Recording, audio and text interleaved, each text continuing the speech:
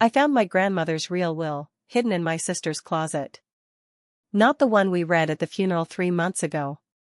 Not the one that left me scraping by while my sister bought a brand new BMW. The real one.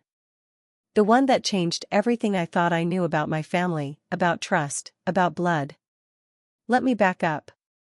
I'm Sarah, 43 years old, living in a cramped apartment in Denver, working double shifts as a cardiac nurse because, well, someone's gotta pay the bills, right? My grandmother Evelyn raised me and my sister Jessica after our parents died in that car wreck when I was 12. Grandma Evie was our whole world, this tiny woman with silver hair she kept in perfect curls and hands that smelled like lavender soap.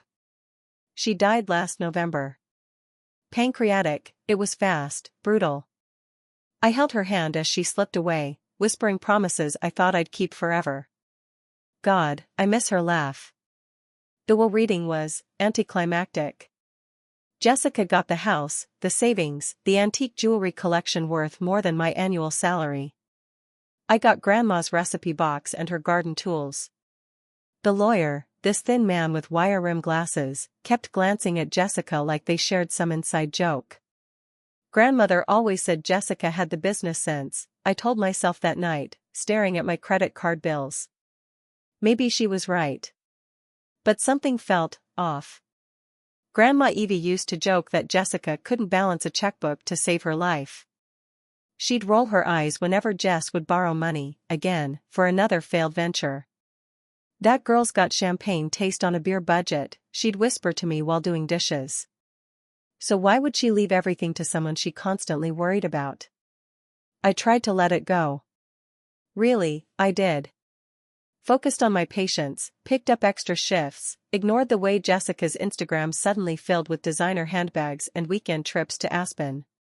She deserves happiness, I kept telling myself. Family's family. Then came the phone call. Sarah? It was Mrs. Patterson, Grandma's elderly neighbor. Her voice sounded shaky. I need to talk to you about Evelyn. Can you come over? 20 minutes later, I'm sitting in her rose-patterned living room, hands wrapped around a cup of tea I'm too nervous to drink. Mrs. Patterson keeps fidgeting with her wedding ring, this tell she's had since I was a kid. Your grandmother came to see me 2 weeks before she died, she says, her voice barely above a whisper. She was agitated. Said she needed to tell someone what she'd done. My stomach drops. What she'd done about what? The will, honey. She said she'd changed it. Made sure you got what you deserved. The teacup slips from my hands, shattering against her hardwood floor. Neither of us moves to clean it up. She was so proud of you, Sarah. How you stayed by her side during the treatments, how you never asked for anything even when your car broke down and you walked to work for 2 months. She said Jessica only visited when she needed money. This can't be right. But the will we read. That's what I'm trying to tell you, dear. She hid the real one. Said she couldn't trust it with the lawyer because Jessica had gotten to him first. The room starts spinning. Gotten to him how? Mrs. Patterson's eyes fill with tears. Your sister's been planning this for months, sweetheart. Maybe longer.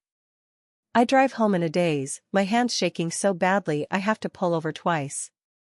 Jessica's BMW is parked in my driveway when I get there, gleaming under the streetlight like some kind of taunt. She's sitting on my porch steps, scrolling through her phone. Designer jeans, cashmere sweater, those expensive boots she posted about last week. When she sees me, her face lights up with that smile, the one I used to find comforting. Now it looks like a mask. Hey, sis. Thought I'd surprise you with dinner. Thai food from that place you love.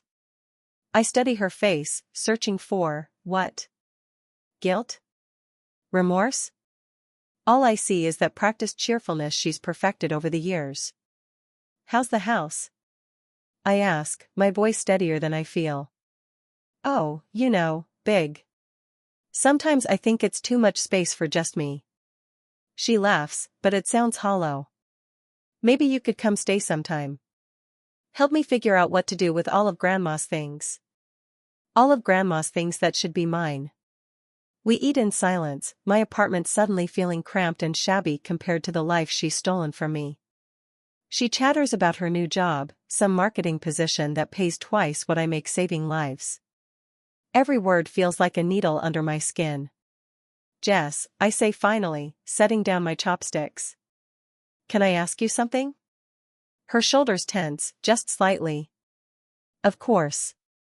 Did Grandma ever mention changing her will? The question hangs between us like smoke. Jessica's smile falters for just a second, there, gone, but I catch it. Why would you ask that?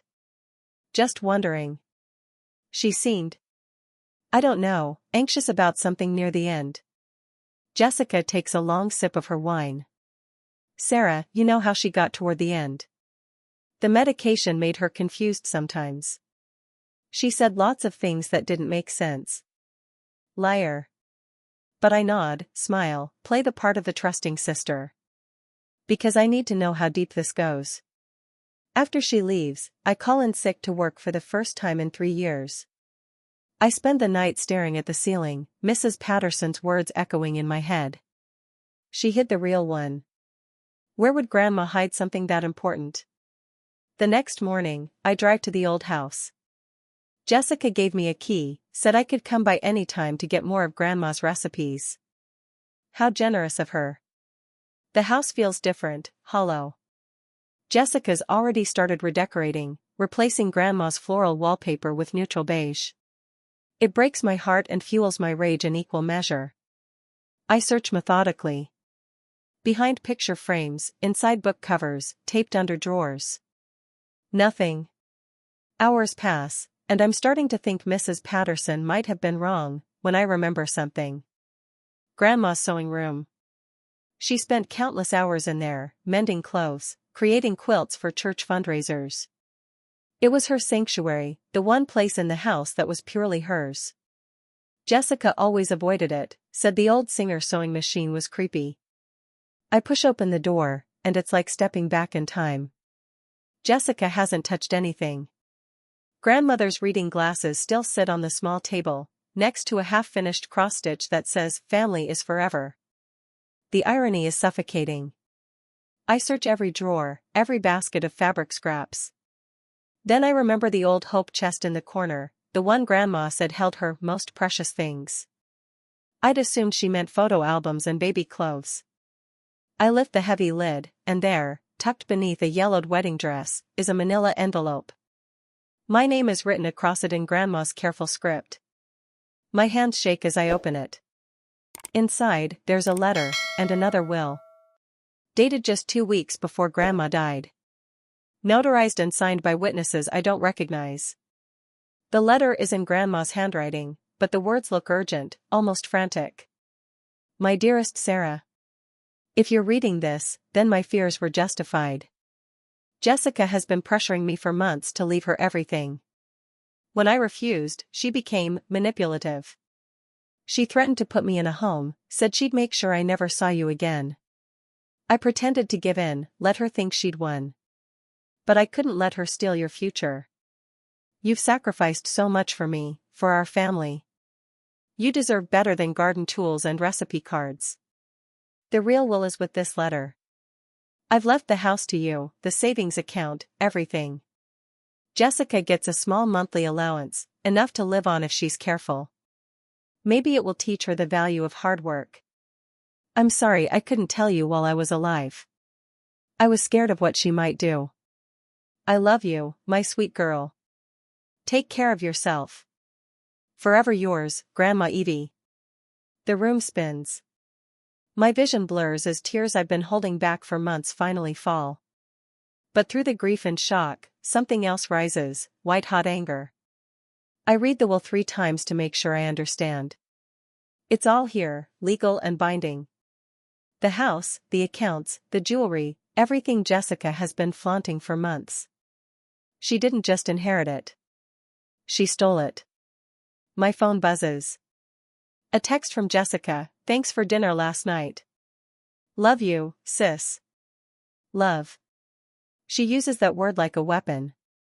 I photograph every page of the real will and the letter, then carefully place them back in the envelope. My mind is racing, planning. I could confront her now, call the police, expose everything. But something holds me back. Maybe it's the part of me that still remembers the sister who used to braid my hair and sneak me cookies after dinner. Or maybe I just need to understand how deep this betrayal goes. How long has she been planning this? I lock the house and drive home, the envelope hidden in my jacket like a secret heartbeat. That night, I do something I haven't done in years. I call out of work and pour myself a large glass of wine. Then I start digging. Social media is a beautiful thing when you're investigating someone's lies. I scroll back through Jessica's posts, looking for clues I missed before. There, 3 months before Grandma died, a picture of her having lunch with a man in a suit. The caption reads, "Business meeting. So excited about new opportunities." I zoom in on his face, and my blood turns to ice. It's Richard Holbrook, Grandma's lawyer. I screenshot the image and keep scrolling. More pictures, more business meetings. A pattern emerges. Jessica has been cozying up to everyone in Grandma's orbit for months. The lawyer, the doctor, even the bank manager. She planned this entire thing. The wine tastes bitter now. I set down the glass and call Mrs. Patterson. I found it, I tell her. The real will. Her relieved sigh crackles through the phone. Oh, thank goodness. What are you going to do? That's the question, isn't it? I could take it to the police tomorrow, watch Jessica's perfect new life crumble. Part of me wants to see her face when she realizes she's been caught. But another part of me, the part that's been caring for people my whole life, wonders if there's another way. I'm going to talk to her first, I hear myself say. Sarah, honey, are you sure that's wise? She's already proven she can't be trusted. No. She can't. But she's still my sister. Still the girl who held my hand at our parents' funeral and promised we'd always have each other. God, I'm such an idiot.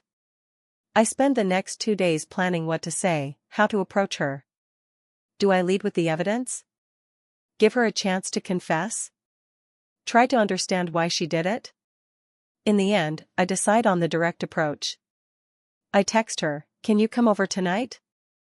Need to talk about something important." Her response comes back immediately, "Of course." Everything okay? Everything is definitely not okay. She arrives at 7, carrying a bottle of wine and wearing that concerned expression she's mastered. You sounded upset in your text. What's wrong? I motion for her to sit on my couch, the same ratty couch I've had for 5 years because I can't afford a new one. Because my inheritance is sitting in her bank account. I went to the house yesterday, I begin, watching her face carefully. A tiny muscle in her jaw twitches. Oh? Find anything interesting in the recipe box? She knows. She's known all along. Actually, yes. I found something very interesting. I pull out my phone, show her the photograph of the real will. Care to explain this? The mask slips. For just a moment, I see the truth in her eyes, panic, calculation, and something that might be shame. Then the performance resumes. Sarah, what is that? Where did you get it? From Grandma's sewing room. You know, the room you've been avoiding. Jessica's hands shake as she reaches for her wine glass. I don't understand. We read the will at the lawyer's office. This must be some kind of draft or something. It's dated 2 weeks before she died, Jess. 2 weeks after the one we read. I lean forward, studying her face. How long were you planning this? Silence stretches between us like a canyon. Outside, a dog barks, and somewhere a car engine starts. Normal sounds of a normal evening, except nothing about this is normal. You don't understand, Jessica says finally, her voice small. I didn't mean for it to happen this way. There it is. The confession I've been waiting for. Then how did you mean for it to happen? She sets down her wine and runs her hands through her hair, messing up her perfect styling. For the first time in months, she looks human. I was broke, Sarah. Completely broke. That marketing job I told you about? I got fired 6 months ago. I've been living on credit cards, borrowing money I can't pay back. She looks up at me, and her eyes are wet. I was desperate. So you decided to manipulate a dying woman? It wasn't like that. The words explode out of her, raw and defensive. I tried to talk to her about it, explain my situation. But she just kept lecturing me about responsibility and hard work. Like you. Like me. There's venom in those words. She always loved you more, Jessica continues, the floodgates open now. Perfect Sarah, the nurse, the caregiver. Sarah who never asked for anything, who sacrificed everything. Do you know what it's like living in your shadow? The question hits me like a physical blow. Because part of me, a small, horrible part, understands. But that doesn't excuse what she did. So you corrupted her lawyer. Made her think she was signing one will when it was actually another. Jessica's silence is answer enough. How much did you pay him? 20,000. Her voice is barely a whisper. Money I didn't have. I told him it was what Grandma really wanted, that she was just too proud to change it officially. And he believed you? He wanted to believe me. I made it worth his while. I feel sick. The betrayal is worse than I imagined, deeper. It's not just about money or inheritance. It's about trust, about family, about the woman who raised us both and deserved better than this. She knew, I tell Jessica. At the end, she knew what you were doing. Jessica's face crumples. What do you mean? I show her the letter, watch as she reads Grandma's words. With each line, she grows paler, smaller. She was afraid of you, I continue when she finishes reading. Her own granddaughter. She died thinking her family had turned against her. No. Jessica's crying now, mascara streaking down her cheeks. I never meant to hurt her. I needed the money. I thought she'd understand eventually. Understand theft? Understand being manipulated by someone she loved? It wasn't supposed to be like this. Jessica stands up, pacing now like a caged animal. I was going to take care of her, make sure she had everything she needed. The money was just security. Whose security? Hers or yours? The question hangs in the air like an accusation. Because we both know the answer. Jessica sinks back onto the couch, deflated. What are you going to do? That's the million-dollar question, isn't it? I have evidence of fraud, of elder abuse, of conspiracy. I could destroy her life with a single phone call. But looking at her now, broken, ashamed, desperate. I see the sister I used to know. The one who protected me from bullies in middle school and helped me study for my nursing boards. She's still family. I don't know, I admit. Tell me about the house. What's your plan there? Jessica wipes her eyes with the back of her hand. I can't afford it. The mortgage, the taxes, the upkeep. I've been trying to figure out how to sell it without looking suspicious. So you're going to sell Grandma's house? The one she wanted me to have? I didn't know she wanted you to have it. Not until tonight.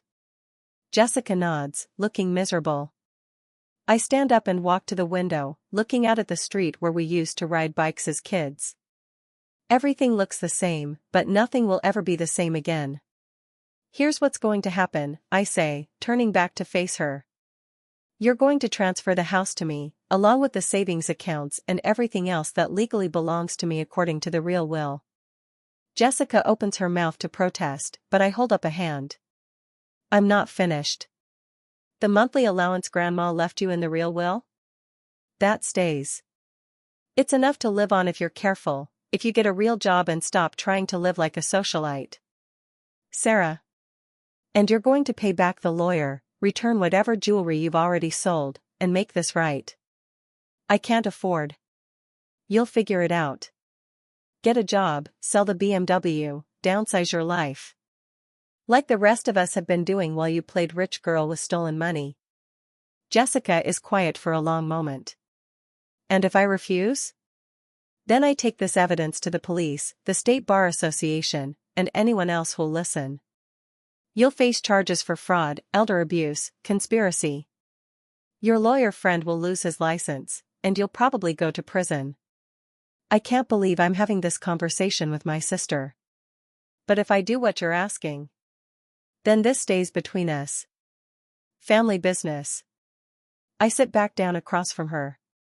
But Jessica, if you ever try something like this again, if you ever hurt someone I care about for your own gain, I won't be so forgiving. She studies my face, maybe seeing something there she's never noticed before. You're different. Yeah. I am. We sit in silence for a while, the weight of the evening settling between us. Finally, Jessica speaks. I'm sorry. For what it's worth, I'm really sorry. Are you sorry you did it, or sorry you got caught? She considers this. Both, I think. At least she's honest about that. I need to know, Jess. Is this who you've always been? Someone who would steal from family, manipulate an old woman, live a lie for months? Jessica looks down at her hands, and when she speaks, her voice is small. I don't know. I used to think I was a good person. But these last few months, I've done things I never thought I'd do. Justified things I knew were wrong. She looks up at me. Maybe desperation changes people. Or maybe it reveals who they really are. The words are harsh, but they need to be said.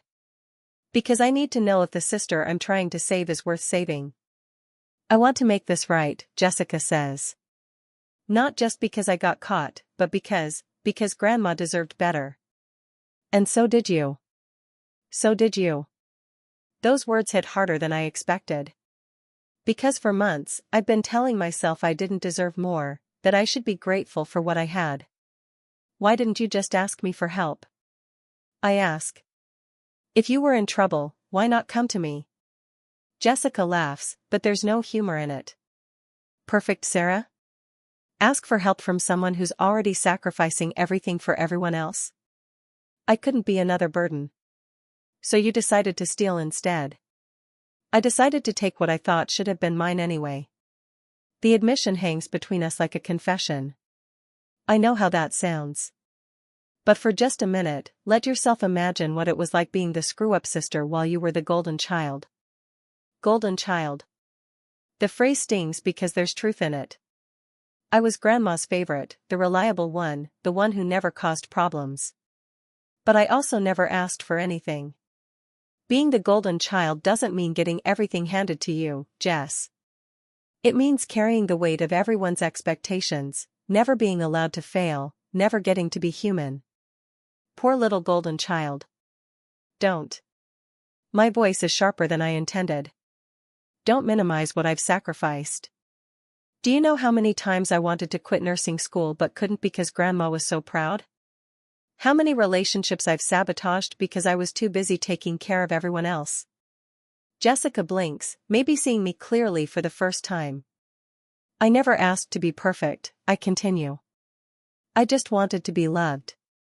And I thought being perfect was the only way to earn it. God, we're both so broken. So what happens now? Jessica asks. Now you start making amends. Real ones, not just words. I pull out my phone, find the contact information for the lawyer. We're calling him tomorrow, together. You're going to confess what you did and start the process of making it legal.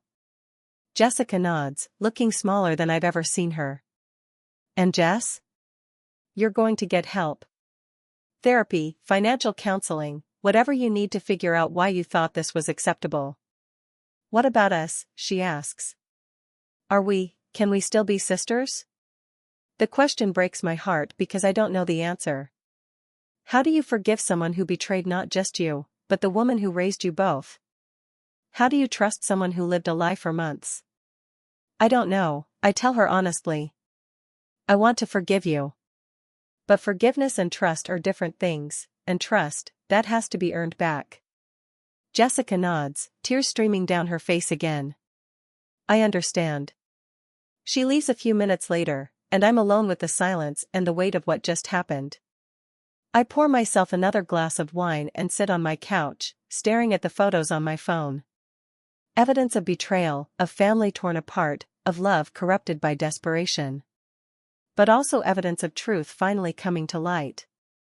3 weeks later, I'm standing in Grandma's kitchen, my kitchen now, watching Jessica pack the last of her things into boxes.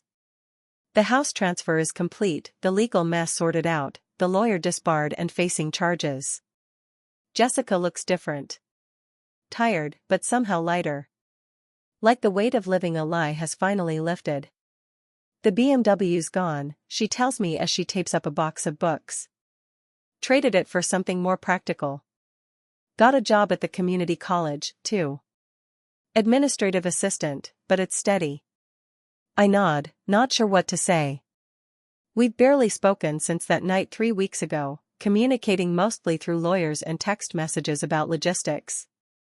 Sarah? Jessica's voice is tentative. Can I ask you something? Sure. Why didn't you destroy me? You could have. Probably should have. I consider the question one I've been asking myself for weeks. Because destroying you wouldn't bring Grandma back. It wouldn't undo what happened. And despite everything, you're still my sister. Jessica's eyes fill with tears. I don't deserve that kind of mercy. No, I agree. You don't. But maybe that's what makes it mercy. She finishes packing in silence, and I walk her to the door. On the porch, she turns back to me.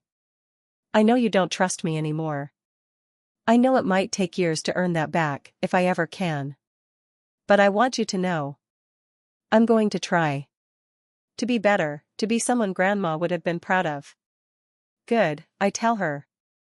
Because she loved you too, Jess. Even after everything, she still loved you.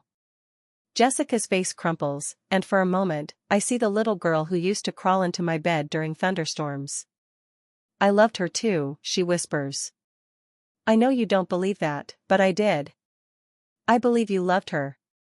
I just think you loved yourself more. The words are brutal but necessary. Because if we're going to have any chance of rebuilding our relationship, it has to be built on truth. Jessica nods and walks to her sensible sedan, loading the last box into the trunk. She pauses before getting in. Sarah? Thank you. For giving me a chance to make this right. I watch her drive away, then turn back to the house, my house. Grandma's house. The house that's been the center of our family's story for 40 years. Inside, I walk through rooms that feel both familiar and foreign. Jessica's modern touches are gone, replaced by spaces that echo with memory. In the living room, I can almost see Grandma in her favorite chair, reading glasses perched on her nose as she worked on crossword puzzles. In the kitchen, I can hear her humming while she cooked Sunday dinners that brought the whole family together. Before everything fell apart. I make a cup of tea and sit at the kitchen table where Grandma and I used to shell peas and talk about everything and nothing. The silence feels heavy, but not oppressive. It feels like possibility. My phone buzzes. A text from Mrs. Patterson, "How are you settling in, dear?" I smile and type back, "Good." Different, but good. The response comes quickly, "Your grandmother would be so proud. You handled this with such grace." Grace. I'm not sure that's how I'd describe it. Rage, heartbreak, confusion, those words feel more accurate. But maybe grace isn't about feeling perfect. Maybe it's about choosing love even when you're justified in choosing hate. That night, I sleep in my old bedroom, the one I had as a teenager. The wallpaper is faded, and the bed creaks, but it feels like coming home. I dream about Grandma. We're in her garden, the one that's overgrown now, and she's showing me how to tell when tomatoes are ripe. "You did the right thing, sweetheart," she says in the dream, her hands gentle on my shoulders. Did I? Sometimes I think I should have been harder on her. Forgiveness isn't about what people deserve. It's about what love requires. I wake up with tears on my cheeks and sunlight streaming through windows that haven't seen morning light in months. Over the next few weeks, I settle into my new life. It's strange, living in this big house after years in that cramped apartment. Everything echoes differently, smells different, feels different. But slowly, it starts to feel like home. I keep Grandma's garden tools after all, spend weekends bringing her flower beds back to life. There's something therapeutic about working in the dirt, about nurturing things back from the edge of death.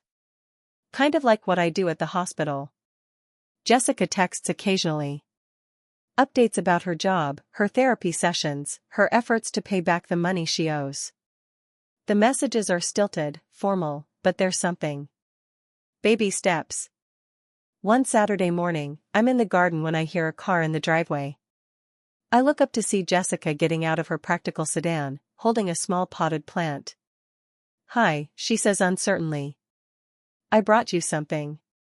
I wipe my hands on my jeans and walk over to see what she's holding. It's a small rosebush, deep red blooms just starting to open.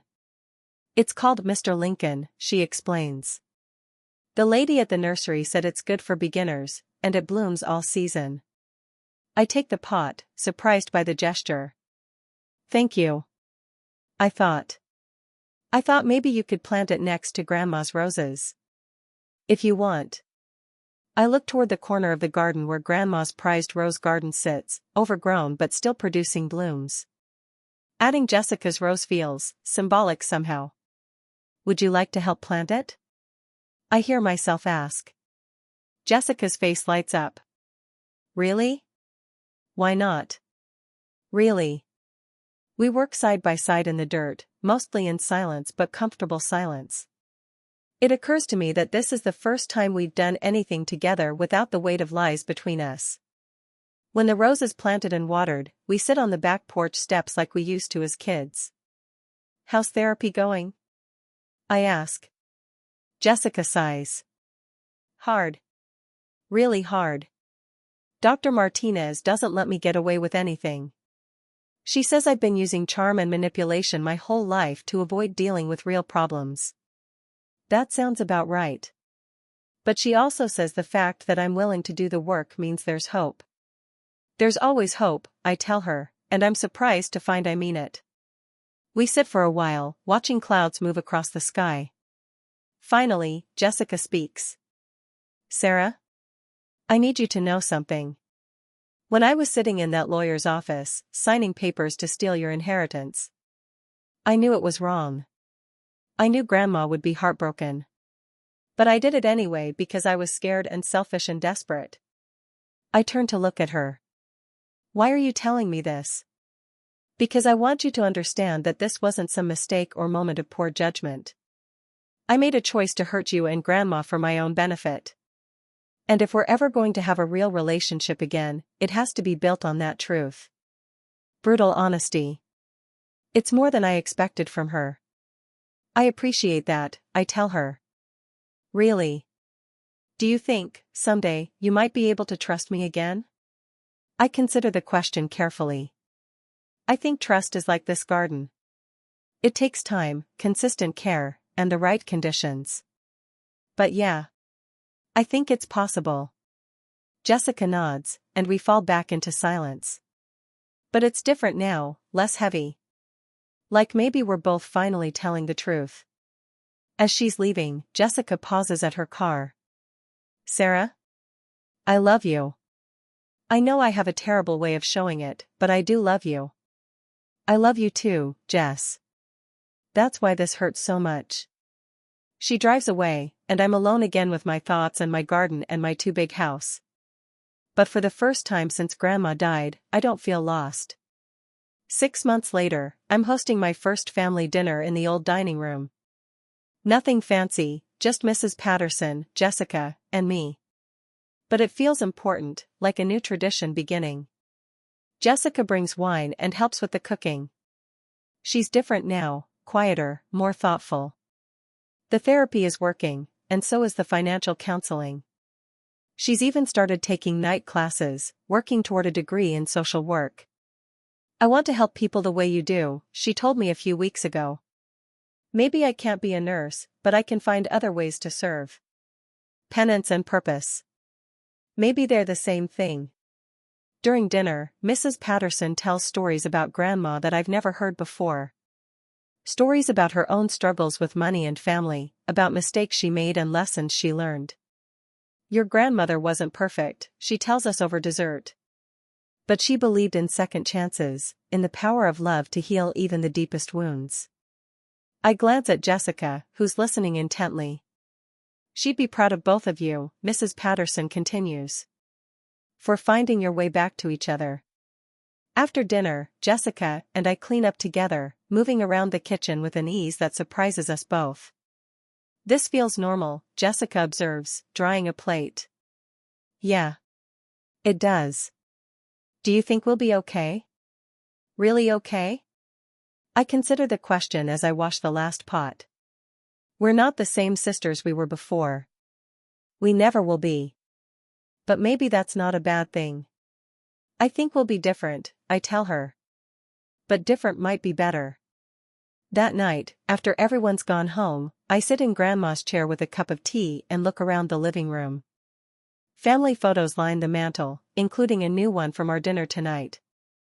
3 generations of women who've loved each other imperfectly but completely. My phone buzzes with a text from Jessica, "Thank you for dinner. And for everything else. Love you, sis." I type back, "Love you too." And for the first time in months, I mean it without reservation. Outside, wind chimes on the porch catch the evening breeze, their gentle melody mixing with the sound of crickets and distant traffic. Normal sounds of a normal evening, but nothing about this journey has been normal. It's been messy and painful and complicated. Like family. Like love. Like forgiveness. But sitting here in Grandma's house, my house now, surrounded by memories and possibilities, I realize something important. The inheritance Jessica tried to steal wasn't really about money or property. It was about love. About belonging. About the knowledge that you matter to someone, that you're worth something, that you won't be forgotten. And that can't be stolen. It can't be forged or manipulated or transferred in legal documents. It just is. The real will, the one that matters most, isn't written on paper. It's written in the choices we make, the love we give, the grace we extend even when it's undeserved. Grandma's real legacy isn't this house or the money in savings accounts. It's the lesson she taught me without meaning to, that family isn't about blood or inheritance or who gets what when someone dies. It's about showing up. About choosing love over revenge, healing over hatred, hope over bitterness. Even when it's hard. Especially when it's hard. I finish my tea and head upstairs, past the photos of our family's complicated history. In my bedroom. Grandma's bedroom now. I find the letter she left me, the one that started this whole journey. I read it one more time, but now the words feel different. Less like evidence of betrayal and more like proof of love. She protected me, even when she was dying, even when she was scared. That's what family does. I fold the letter carefully and place it in my jewelry box, next to the earrings Grandma wore to church every Sunday. Someday, maybe I'll show it to Jessica. When she's ready. When we're both ready. But not tonight. Tonight, I'm going to sleep in this house that's full of ghosts and memories and possibilities. Tomorrow, I'll wake up and tend the garden and go to work saving lives, and maybe I'll call my sister. Because forgiveness isn't a destination you arrive at. It's a choice you make every day, sometimes every hour, sometimes every breath. And love, real love, isn't about getting what you deserve. It's about giving what someone needs, even when they haven't earned it, even when they've hurt you, even when every logical part of your brain screams that you should protect yourself. Especially then. 6 years later, I'm standing in this same kitchen, but everything's different now. The walls are painted a warm yellow instead of Grandma's faded floral wallpaper. New appliances hum quietly, and the morning light streams through windows I finally replaced last spring. Jessica is at the stove, making pancakes for her daughter, my niece Emma, who's visiting for the weekend. Emma is 7, with Jessica's eyes but a gentleness that reminds me of Grandma. Aunt Sarah, will you tell me the story about the roses again? Emma asks, syrup dripping down her chin. I glance at Jessica, who nods with a smile that's both sad and proud. Well, I begin, settling into my chair at the kitchen table. Once upon a time, there were two sisters who forgot how to be sisters. It's become Emma's favorite story, this tale of forgiveness and second chances. Jessica says it's too mature for a 7-year-old, but I disagree. Kids understand love and hurt and healing better than most adults. They just call it by different names. And they lived happily ever after? Emma prompts when I reach the end. They lived truthfully ever after, I correct gently. Which is better than happy, because truth lasts longer. Jessica catches my eye over Emma's head and mouths thank you. Not for the story, but for everything else. For the choice I made that night 6 years ago to save us both. Later, after Emma's gone home with Jessica, I walk through my garden. The roses are in full bloom now. Grandma's original bushes intertwined with the Mr. Lincoln rose Jessica planted that first day. You can't tell where one ends and the other begins. Just like family. My phone buzzes with a voicemail from Mrs. Patterson's grandson. She passed away peacefully last month at 93, and he's finally going through her things. Hi Sarah, it's Tom. I found something I think you should have. Mom mentioned you specifically in her notes. Can you stop by when you get a chance? I drive over that evening, curious about what Mrs. Patterson might have left for me. Tom, a man in his 50s with his grandmother's kind eyes, leads me to her living room. She said to give you this when the time felt right, he explains, handing me a small wooden box. Said you'd understand when you opened it. Inside, nestled in faded tissue paper, is a photograph I've never seen before. It shows Grandma as a young woman, maybe 25, standing next to another woman about the same age. They're laughing, arms around each other's shoulders, and there's something about their pose that speaks of deep friendship. On the back, in faded ink, Evelyn and Dorothy, 1952. Sisters by choice, not blood. Mrs. Patterson's real name was Dorothy. I turn the photo over and over in my hands, understanding flooding through me. Mrs. Patterson wasn't just Grandma's neighbor. She was her chosen sister, the family she created when her birth family failed her. Just like Jessica and I are creating something new from the ashes of what we lost. There's a note in the box too, in Mrs. Patterson's shaking handwriting. Sarah. Your grandmother and I met when we were both young mothers, both struggling, both wondering if we were strong enough for the lives we'd chosen. We decided to be sisters to each other, to choose love over blood when blood let us down. I watched you choose the same thing with Jessica. Not because she deserved it, but because love demanded it. That kind of love, that's Evelyn's real legacy. Not money or houses or things that can be stolen. Love that transforms, love that endures, love that chooses to see possibility in the darkest moments. Keep choosing love, dear one. The world needs more people like you. With all my love, Dorothy, your honorary grandmother. I sit in my car in Mrs. Patterson's driveway, crying over a friendship I never fully understood and a legacy I'm still learning to carry. That night, I call Jessica. Hey, she answers, her voice warm. Emma had such a good time today. She's already asking when she can come back. Anytime, I tell her. Listen, Jess, do you remember Mrs. Patterson mentioning that she and Grandma were friends for 60 years? Yeah, why? I tell her about the photograph, about the note, about two young women who chose to be family to each other when the world felt too big and too hard to navigate alone. So that's where you learned it, Jessica says softly when I finish. Learned what? How to love someone back from the brink. How to see the person they could be instead of just the person they are. Is that what I did? Maybe. Or maybe I just did what felt right in the moment, what felt like honoring the woman who raised us both. I think we both learned it, I tell her. You chose to change, to get help, to become someone better. That took courage. Yeah, well, you chose to let me. That took something else entirely. We talk for another hour, about Emma's upcoming school play, about Jessica's promotion at work, about the small, ordinary details that make up a life rebuilt from scratch. When we hang up, I make my way upstairs to get ready for bed. In the hallway, I pause in front of the family photos that line the walls. For generations of women, all imperfect, all struggling, all choosing love in their own complicated ways. Grandma with her first husband, the one who died young. Grandma with my grandfather, the love of her life. My parents, gone too soon but happy in the captured moments that remain. Jessica and me as children, gap-toothed and carefree. And new photos too, Jessica's graduation from her social work program. Emma's first day of school. Our last family dinner, all of us laughing at something I can't even remember now. A life in pictures. A family in fragments, pieced back together with patience and grace. I think about the story I told Emma this morning, about two sisters who forgot how to be sisters. But that's not really what happened, is it?